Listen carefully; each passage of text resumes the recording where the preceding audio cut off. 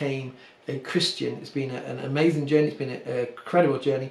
If you haven't seen my testimony, or if you don't know my testimony and you're watching this back, then check this link out up here, where I talk about how I became a Christian, but as a kind of a précis going over. I became a Christian nearly 10 years ago now, after the deaths of my parents. So when I was 14, my dad died of a heart attack, and a family friend were trying to be kind to me and said, your dad's with God. And so I really took that literally and was like, why has God taken my dad? And that threw me into hating God and having a funny kind of atheism for the next 20 years. And then my mum died when I was 33. And this kind of notion that I had a God that I wanted to get rid of, so I started reading books and speaking to people, and tried to disprove Christianity to become a kind of full-on atheist. And then I only proved to myself Christianity was true. And then I became a Christian. It took a while because there's a lot of other questions coming up, that if there was a God, then what happened to my mum, and what happened to my dad, and what role did he play in it? So there was a lot of stuff going on there. And this all happened back in 2010, a few months after my mum died. My mum died in November of 2009. So at the beginning of 2010, I gave my life over to Christ, and started going to church, and what happened in my calling happened really quickly. It was not something that was a kind of gradual thing. It was something that was kind of just happened. So I think it was like in January sometime. It didn't take me long to become a Christian. It took me longer to actually commit my life to Christ than it was to believe the facts of Christianity. I did archaeology at university, and I got a very logical mind, so presenting the facts to me and looking at those, really my arguments were really poor anyway. So I committed my life, and then it took me a while to actually really commit my life to God, because of all the questions I had of what happened with my parents and stuff, and who God was and how he played his part in that. So that was like in January of 2010, and we get to the summer, and I remember this is one of the things that was really powerful, kind of unexpected. I've been going to church, been learning about Christianity and all those things, still a really new Christian. And I remember my wife was at work, and then I just sat down at the computer one day to look at stuff, and I think I was being really good, and I was looking at Christian news. That was it. And as I was sat looking at the news, I saw it was in England we got this newspaper called Church Times, and I saw the Church Times, and I went on there to look for the news, and I saw this little thing called jobs. So I clicked on that, not really knowing what that was, and it was a load of vicar jobs, apart from some other things, but it was mainly the vicar jobs that jumped out at me.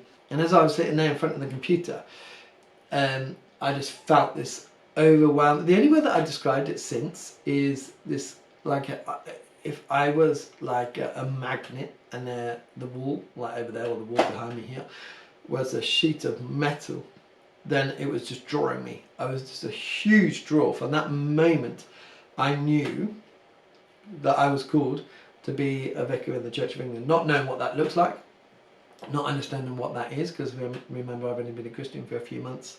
The church I was going to, I didn't even wear a collar. Oh, look at this, I put this on for tonight. A friend got me this. My other shirt has a clerical collar, just a little bit of fun.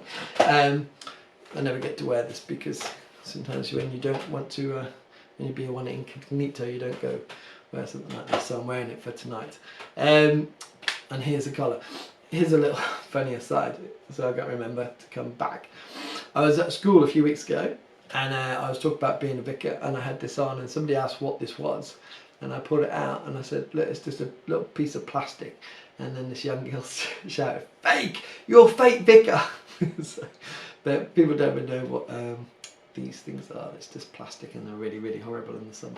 So So I just felt this huge drawing, this huge call to ordain ministry and to be a vicar in the Church of England. That's where I was going at the time, to a church. I didn't say anything. I felt like I've only been a Christian for a real short while. What's going on here? But I started to have questions and discussions with people, like the vicar of the church. I remember I went to see him and had a brief word with him, just to kind of get an understanding of what he did and what it was all about. But I had a really good friend. I still got a really good friend, James, who's a vicar in the Church of England, and he, at one point, he worked for me actually. And I was speaking to him about things. The funny thing is with me and James, what we was doing was having this conversation where he knew that I was called. So he was speaking to me from one direction, saying, you should really explore this. And I was going from another direction, kind of going, James, without ever saying directly to each other that I felt called, or he said to me, you felt called. So we was having the conversations without really speaking to each other, which was quite fun. Until one night when we did. And so I go off and speak to different people about different things, trying to understand what this feeling was in practical reality. It felt definitely like a calling. And the huge thing for me at the time, so I was working for a company called Cotswold Outdoor. I was a store manager. I've been there for about 3 years, I think, two years. And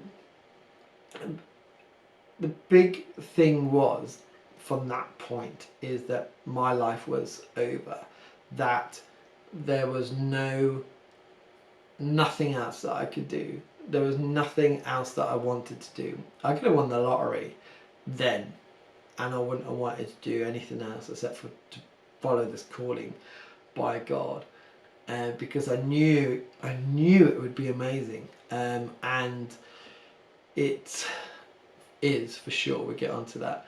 But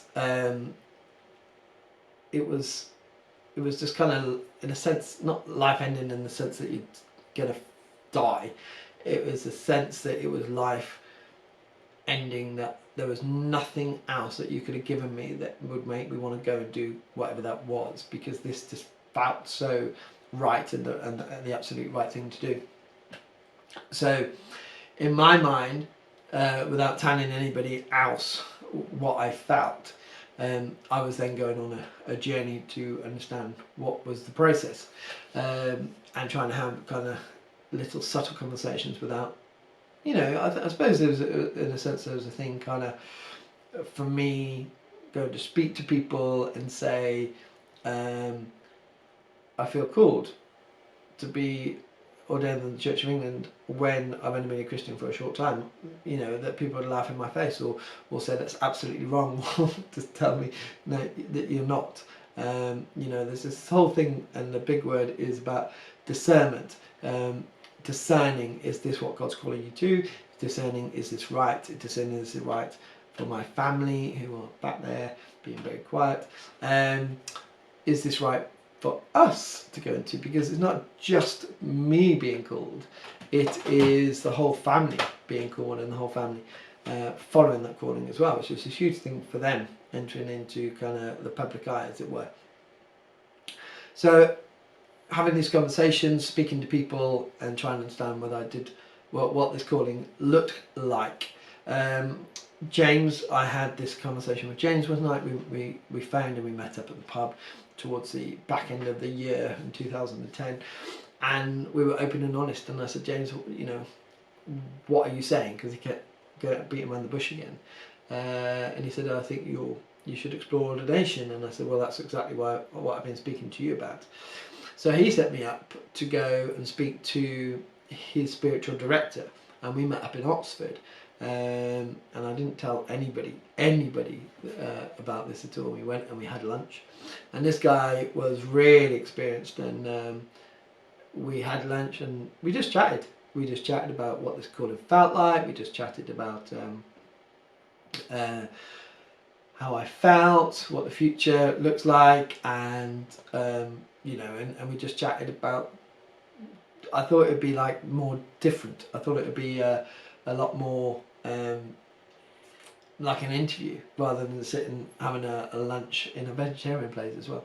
And at the end, he just said there is something there, and you should go and investigate that. So this is the conversation that really, like, it was a person that I respected because it was a referral for a friend who I dearly love and respect, and this guy had such experience that it was a confirmation for me. It was a confirmation that there was something there to be explored, and that was really exciting. Somebody else saw it outside of people that knew me. Funny enough, my wife kept saying all through this time, "You want to be a vicar, don't you? You want to be a vicar," just as a kind of joke, and I kept saying, "Why do you say that?" Well, after I met this guy, and this was November, December, in Oxford, I went one day just before my wife was about to start work, and we was in Costa, and we sat down, and she said that question. I don't know what we were speaking about, and I think I might have been engineering the question or the conversation towards something like that, because I wanted to speak about this. And so she asked that question. She said, "Do you want to be a vicar, don't you?" And I said, "Yes." And that's the first time that I said anything to her. So it was, in a way, in a sense, it was a bolt out of the blue. She never heard about the other discernment. Because it was just, it's just it was a big thing. It was a big thing. So this is the point that I wanted to get her involved in that journey, in that conversation. And I tell you what, her reaction is not to be repeated on this YouTube thing, because it was quite a shock for her. It was a huge shock, and it was actually quite a hard thing. Probably on reflection, it's something that I maybe should have spoke to her about before, but again, it's still quite difficult. I was still a very new Christian. And so we had a discussion, we spoke about it, and we spoke about it for the next few days. We left it over Christmas, and in the new year, I went off and spoke to the vicar of the church, Chris, and we went for a pint, and which is always the best thing to do, I think, with a lot of people in a lot of situations, to go to the pub. Makes the conversations a lot easier. And we spoke, and I told him that I felt called, and he knew my history. He knew that my mum had just died. He knew who I was, and he said, "Look, something is there. So there is a calling there. So we're going to refer you." So in the Church of England, you get referred to someone called the DTO, Director of Diocesan Ordinance, who will see you and speak to you about your calling and get all that involved. And in all this, I've been really lucky, because you go through a whole process. And Oxford was at the time a hugely busy diocese for lots of people like me, called ordinands, going forward, or people looking to as whether or not they were called. Hugely busy.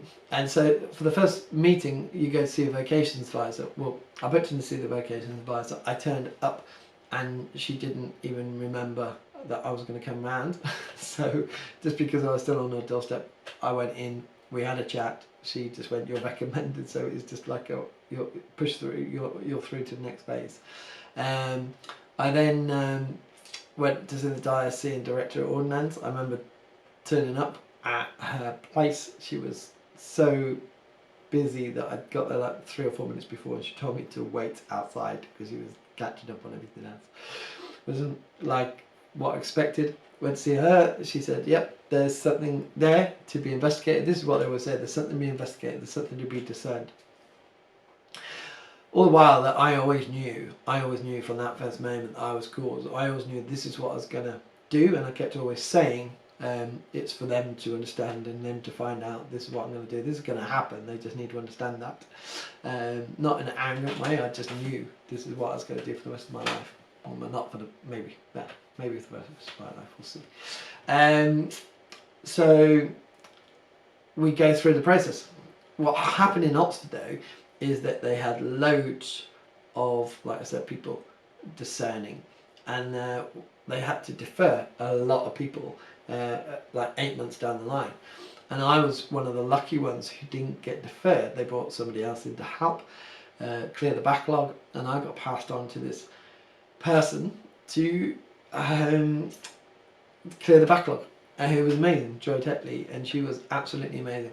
The worst part was though, they sent out a standard letter telling everyone there's a backlog, there's going to be an 8-month wait, and then on the bottom I got a little handwritten note saying that I've been passed on, and I was like, well, you could have done that a bit better, because I thought that's it. I'm not gonna. It's going to take another year on top of this, because this process can be quite a long time. I had a friend who went through 4 years just in this process to kind of get through, and discernment, the whole discernment. He had to really go through it all. Mine was a lot shorter. So I went to see Joy Tetley, and Joy Tetley was such a blessing. Joy Tetley helped me so much, because I did feel called, but I felt a huge responsibility. I still do feel a huge responsibility in what I do. And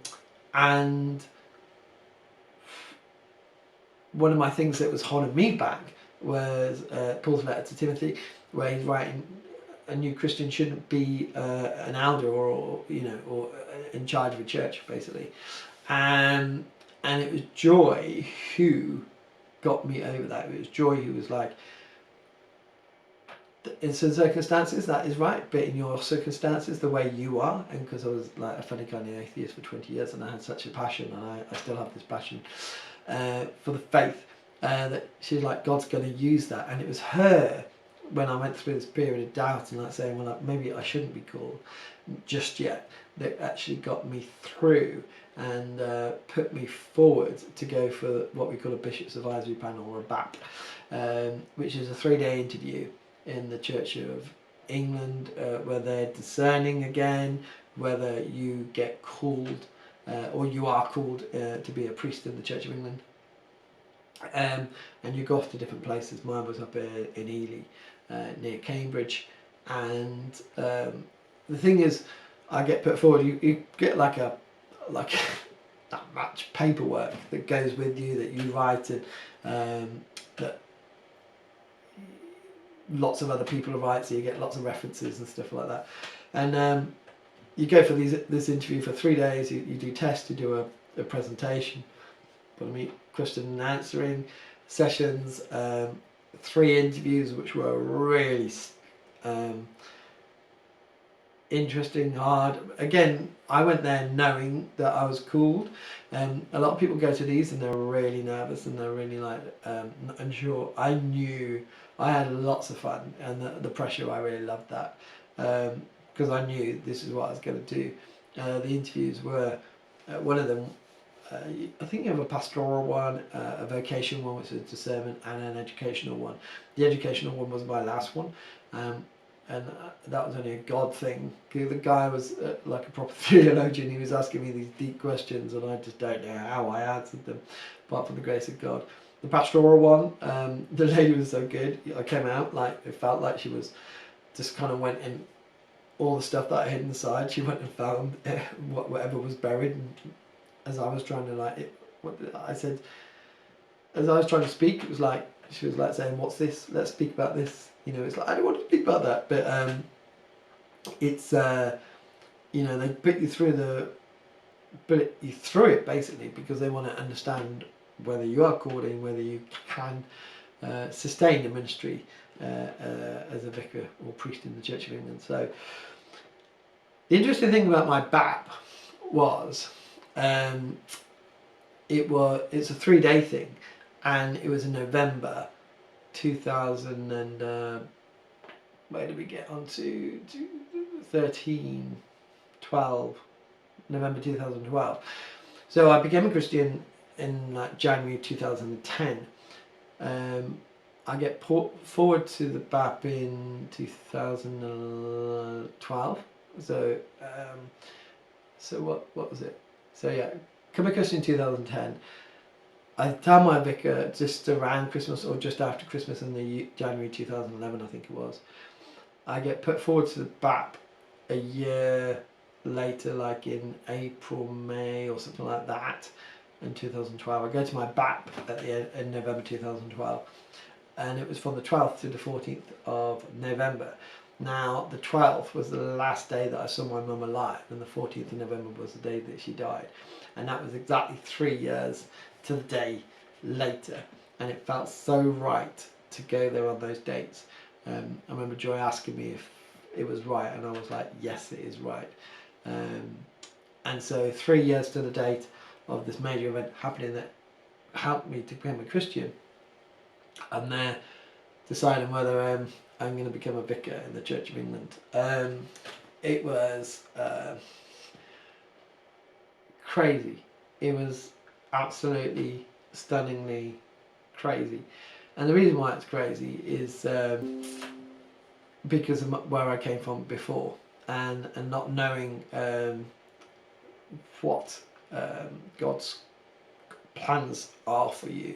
In this, there's a lot of discernment with the family, there's a lot of discussions with the family. Me and my wife had a lot of discussions about this. It was quite a hard thing because there's a huge expectation of what she does. And we had my son at the time, my daughter wasn't born then. And what does that look like for our future, and how do we live our life out in kind of in a public eye when you've got such a public role? And so there's a lot of other questions, not just about my calling, but calling as a family, and how does that affect in this continual move? Because when you go on this process at the start, you move from your house, you go to college, and then you go to curacy, and then you go to your first job. And so there's a lot of moving. We got an extra one, of moving. So we're constantly moving house, not being so settled. And what does that look like? And how can we go through those things? So we had a lot of discussions, and it's right to have a lot of discussions about that, because it's the right thing to do.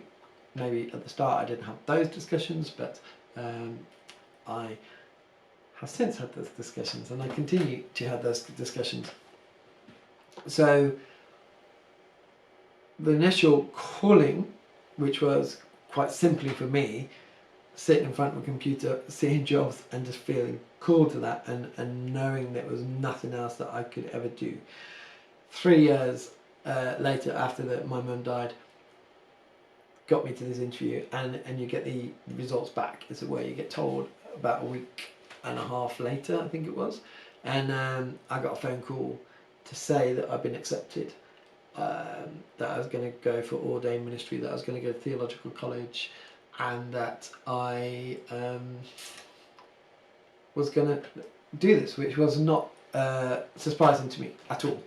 I hear a lot of stories out there, people, and I've been thinking about this, and I'm not sure, because it doesn't just apply to being called as a vicar. This applies to anything that God calls people to. Is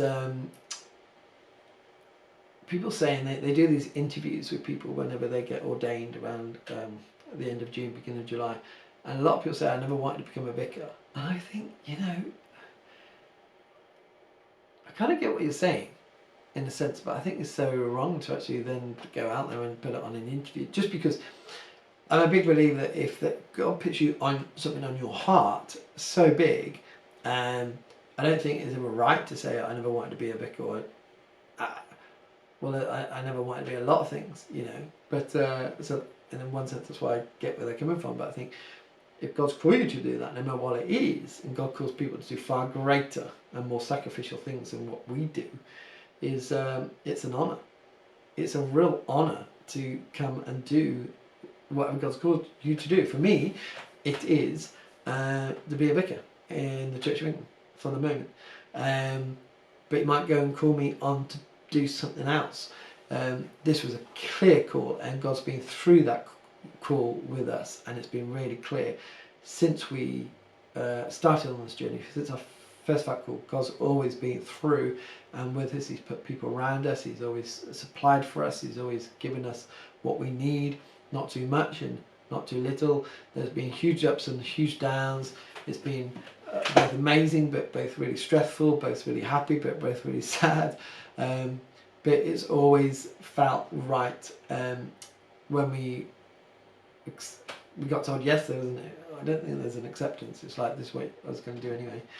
We went to theological college, we went to Theological College in Oxford for 2 years, and we lived there, and which was amazing to be in Oxford. Never thought Oxford's so expensive. We never thought that we'd be able to live there at all. So we went there and had an amazing time. We came to do, as you see on a lot of my other videos, our curacy, so my training in Prince's Risborough, and now I'm here for 6 months, or a few months now, a few months left in Tame while I'm working in another role. I never knew what God was calling me to. I never knew what God was calling me for. And I know you don't know the journey. You don't know the journey, and that's the thing. You just don't know what's going to happen at all. I remember being in my first church, the church that was with me, and it was so hard to leave that church. You know, I came to Christianity through trauma, and I went to that church one day, and they was playing a song by Jesus Culture, and the worship leader just kept playing the chorus over. It's going to be wild, it's going to be full, it's going to be crazy, or something. It's going to be full of me, or something like that. And I remember I printed the walls and put it on my office when I got to college, and to curacy, to remember exactly those words, but I forgot them now. And I remember that day there's a realisation that I had to leave that church, a church that had come around me and that had comforted me and been there for me, and it was so difficult, and I just started to have these tears coming down my face, because I was like, I got to leave this safety and this family, and I got to go into Oxford where we know nobody, and we got to start again. And emotionally I still wasn't there, as it were, still grieving, and as I was going through like this sadness of like, oh, we've got to leave, in this sacrificial life that we lead, in that sense, always having to move on, this song came, this Jesus Culture song. It's going to be wild, it's going to be, oh, I should remember the words now, it's going to be full of me, and it just kept repeating. It's just going to repeat it, and I just like, it's going to be amazing. I don't know where we're going. I don't know what we're going to do. I don't know how it's all going to play out. But it's going to be, God's just going to be in the centre of it, and it's going to be amazing. And it's been amazing so far.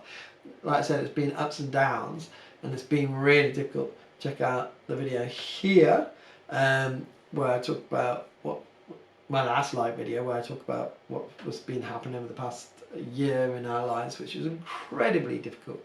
But now we're in the good place. We're now in the really exciting place. So in the first part, being called to the church, I talked probably a lot about the practical aspect. But in that practical aspect, and in these conversations and this discernment, God was always in it, and it was just a real clear call at the start for me, that ended any opportunity to do anything else, because God said, Dan, I'm calling you to do this ministry, and it's going to be amazing, and it's going to be full of me, and it is. But then, you know, because what happens is, you go, I feel called to be ordained in the Church of England, and to get one of these, and then you get put on this track where you go to college, and you go to your curacy, your training post, and you go be a vicar, and that's what it does. It is. Everyone just goes kind of like on the same track. But I never felt that. And I remember Paula, my wife, saying to me, "You are. I don't see you as a priest. I don't see you as a vicar of the Church of England." And I never used to get that. It used to be a point of contention. I was like, "Well, why are you saying that when I do feel called, and this is what God feels me called to?" I think God was speaking through her to tell me that it might not look like what I was originally thinking, that it might look like something else, which it definitely did. The good thing with the live is that you just still have to carry on as normal, because when you're making videos you can just stop, have a drink, carry on, but the live thing means you have to have a drink. So And I think I was out of focus. I think I'm more in focus if I come here. So, so we get into the YouTube. So I'm on that process where I'm going through and being a vicar in the Church of England, thinking I'm going to go to more ordained ministry for full time. And I have this, I was calling, which I had to discern as well and understand. And this is real trying to understand. This is probably, it's clearer to be called to do something in the Church of England, to do something with the YouTube and social media and all that. It's a real different calling because you're also understanding what it is, how God calls you to that, how does it all work. So I always had an interest in how being a Christian, could you create videos that would really engage with people?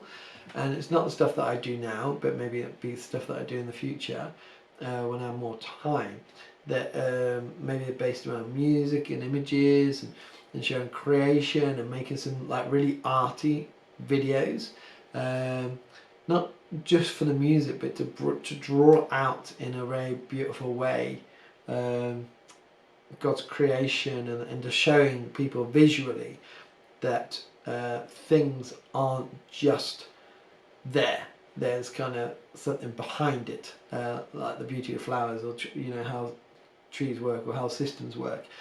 That drawing that out, and that always interested me in the sense of how you could do that with video and knowing YouTube and how that could engage online with people. But then being in the church and speaking to people in the church, I saw there's a great need for discipleship online and discipleship in the church, should I say.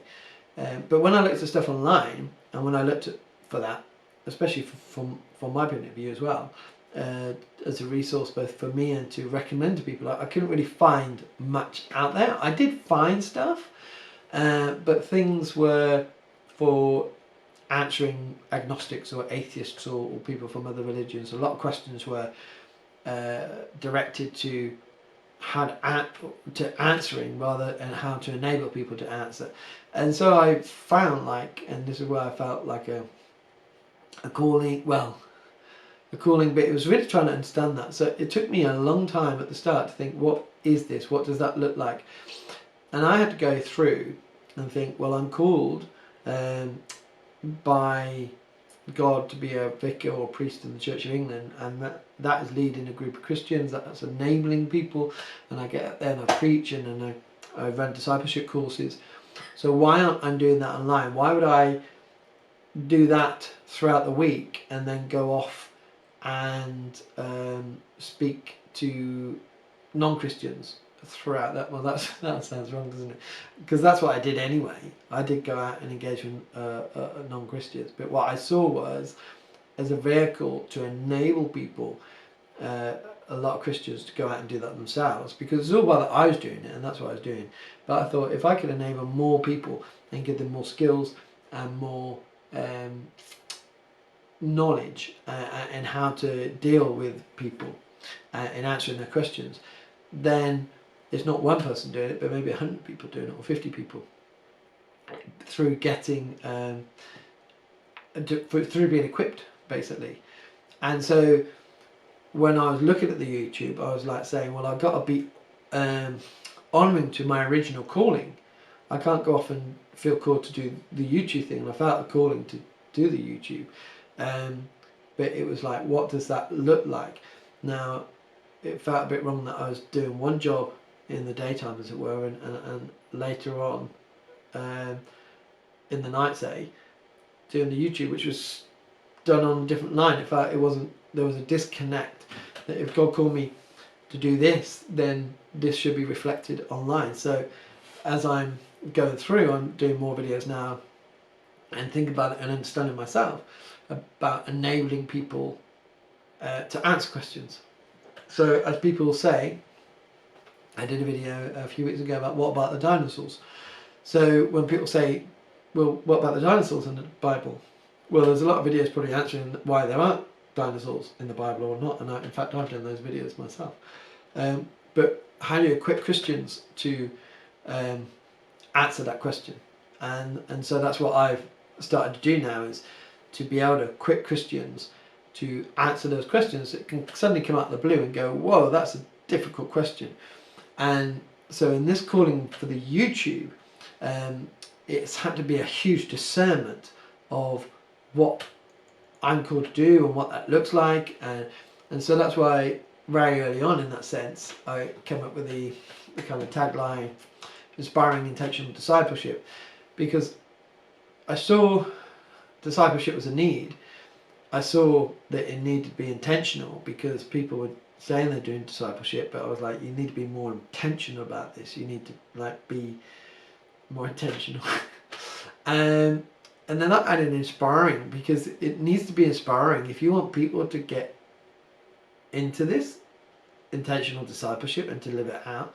It needs to be inspiring, and part of that inspiring for me is to connect with different people and do interviews with different people, whether it's about their faith or about how God called them, about how they became a Christian, to enable and just inspire other people to go, actually I want to get more serious about this discipleship, or I want to, having videos about how people come to faith, but then having videos about how people are living out their faith, I think is really inspiring and will help a lot of people. So I've had to discern what that was. But how did it happen? How did the YouTube thing happen? Well, like I said, I was thinking about videos. I was thinking about how you could use the videos. I knew about YouTube, but then I don't know. What initially it was like about 2 years ago. 2 years ago, I was there's a guy, Goss, in my old church, who set up Christian Resources exhibition. And I had this passion for like how we can enable people to use social media to engage with those around them with Christianity, and I found that really interesting and really challenging, because I think it's a real art, especially in a society and a world that is not so Christianized now and sees Christianity is very negative, and as people have got such a short attention span on social media, how you could use that to engage with them, but also have them the challenge that they probably don't want to engage with it because they see it as Christian. And Goss was in our church one day, and he set up this something called Christian Resources exhibition many years ago at CRE, and there was something that I was supposed to send him an email about anyway. I did actually send the email. I sent him the email, and he never received it. So I said, look, we were in church. I said, come into the office and I will write this email straight to you now, and then you definitely know that you can got it. Anyway, we went to the office.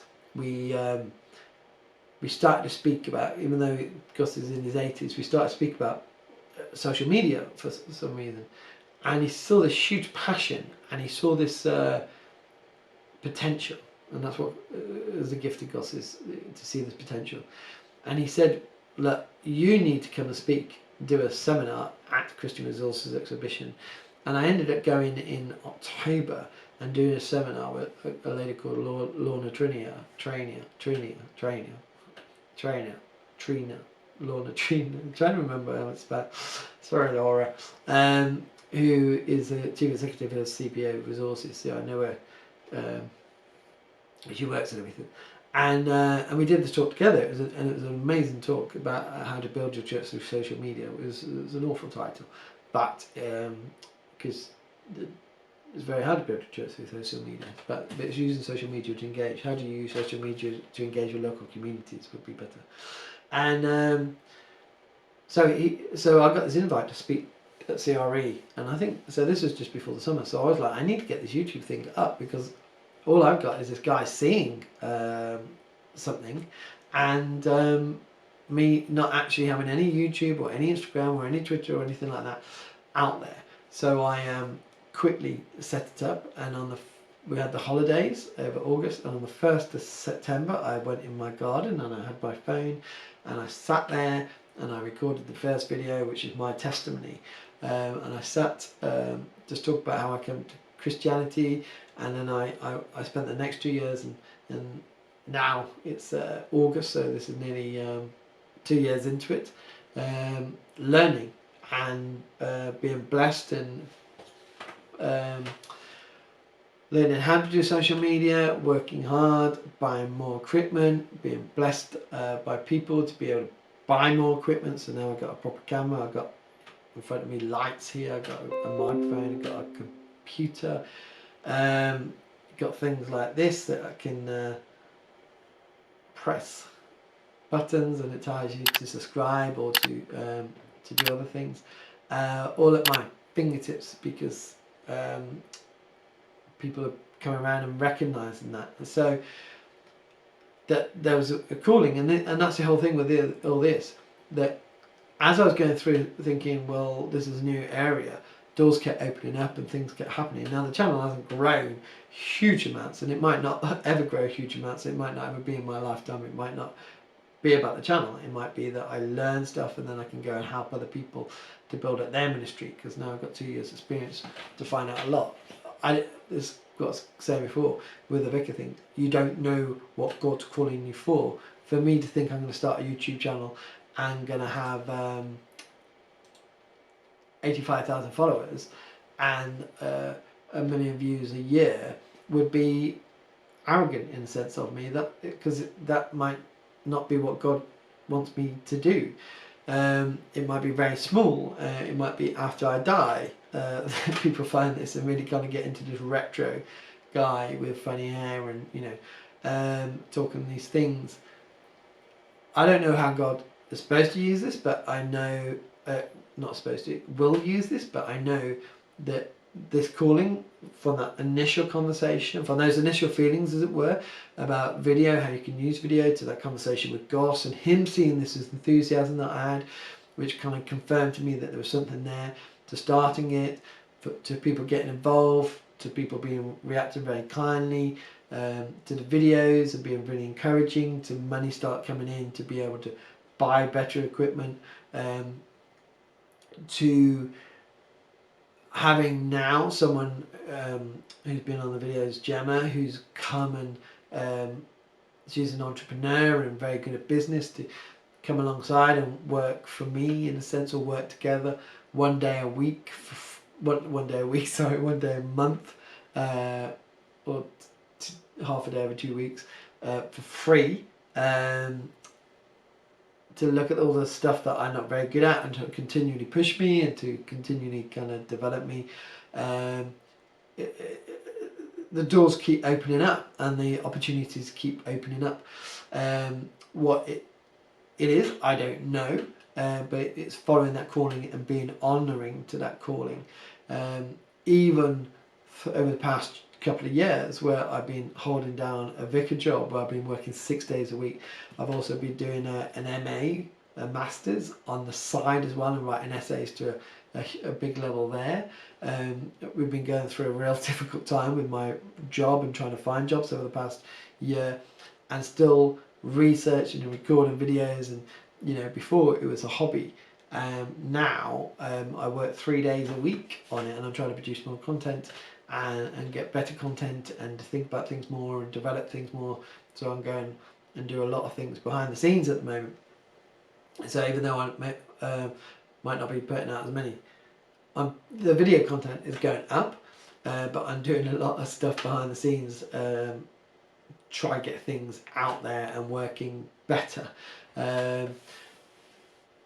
And going forward, there's still a lot more to come. But that's the calling and the development of it all, is that in all these things, in all these doors that keep opening up, that's a confirmation of the calling. So for example, now, and you can see it in the other video, the other live video I pointed out before, I'm going to a job where I'm working half-time for the church and half-time doing the social media, not exactly half-half, half in kind of money-wise, not half in time, but it enables me to be able to do the social media more, and also do what I'm called to do in the church, to be a vicar and hold those two things.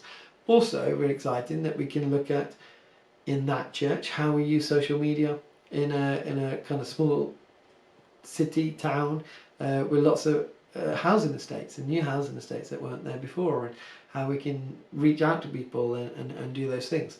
So it's a really exciting time and a real confirmation, and we're really stepping out in faith because we haven't got the funding for the other half of the YouTube, but we feel that this is where God's calling, and it's real, like these two things have come together. So I felt called as a vicar. Now I feel called to do this social media.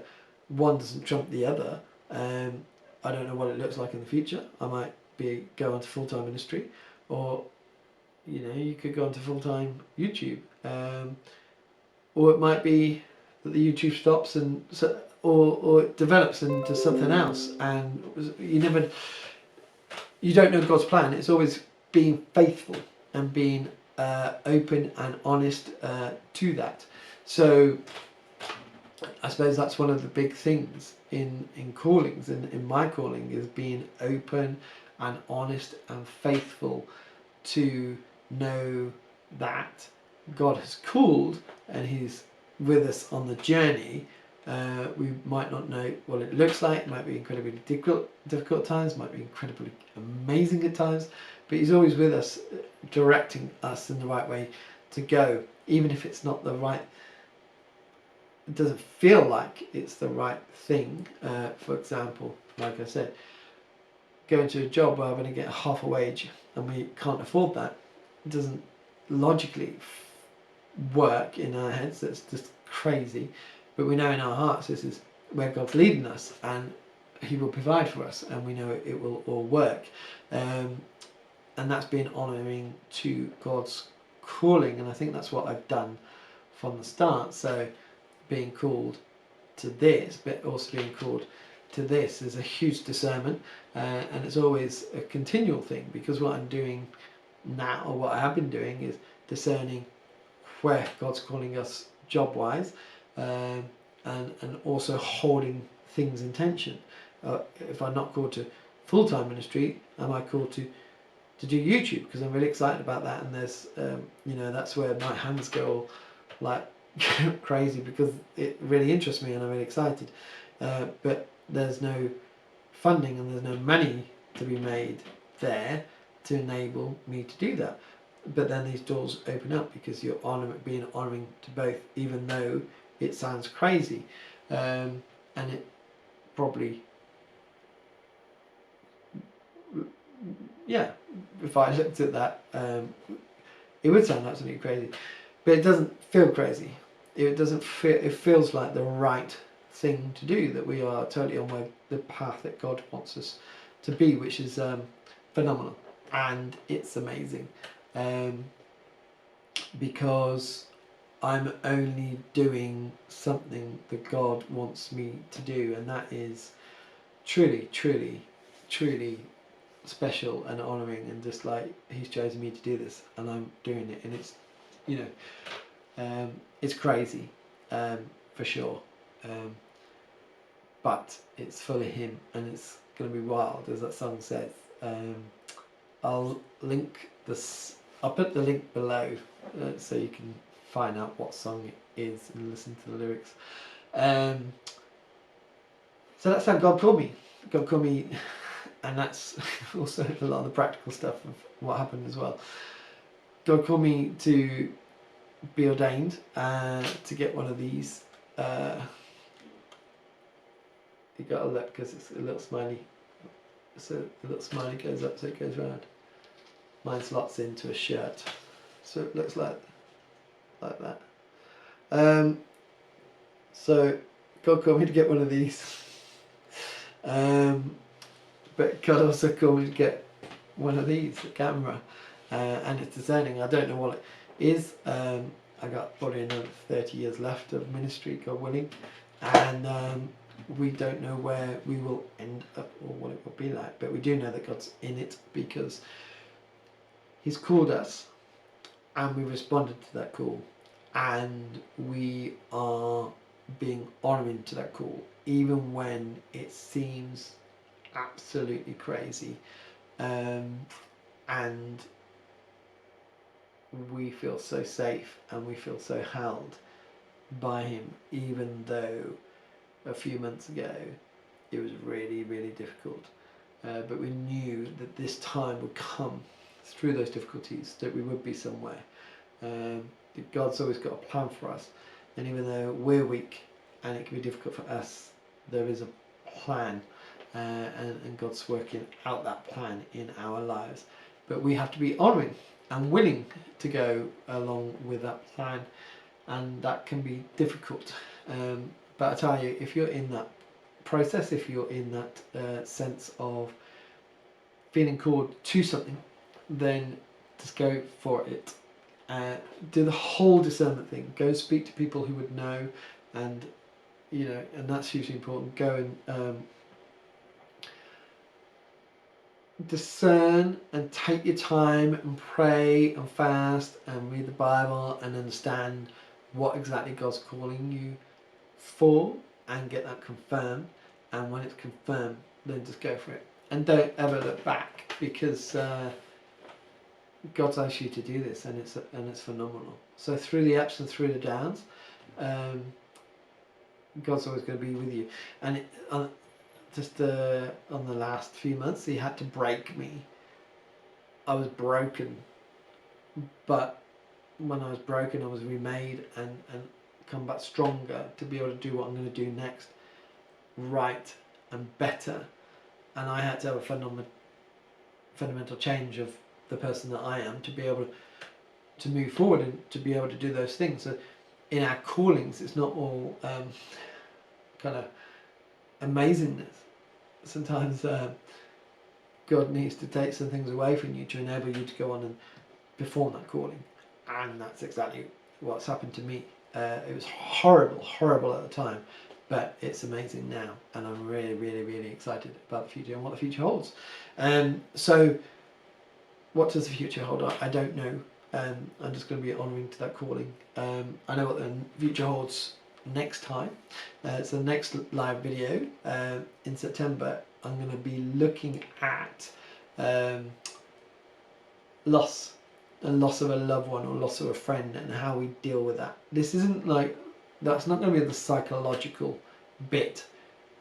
I go into families' homes who are lost loved ones, and because of the experience of losing my parents, I speak to them openly and honestly about that. And a friend said that's a really important video to do, and it would be a hard video to do, but it's one that we need to hear.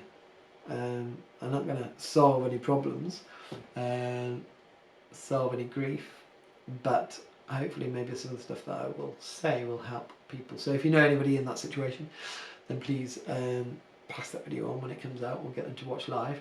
And if you got any questions, or if you got any suggestions to do any video that you would like to hear on the live feed, then please put the comments below, and then I'll look to see if I can do them in the future. But that was a video about how I was called. I hope you enjoyed it. I hope you get a bit of insight into my life as a vicar in the Church of England and doing the YouTube, and how all that happened. I will see you soon.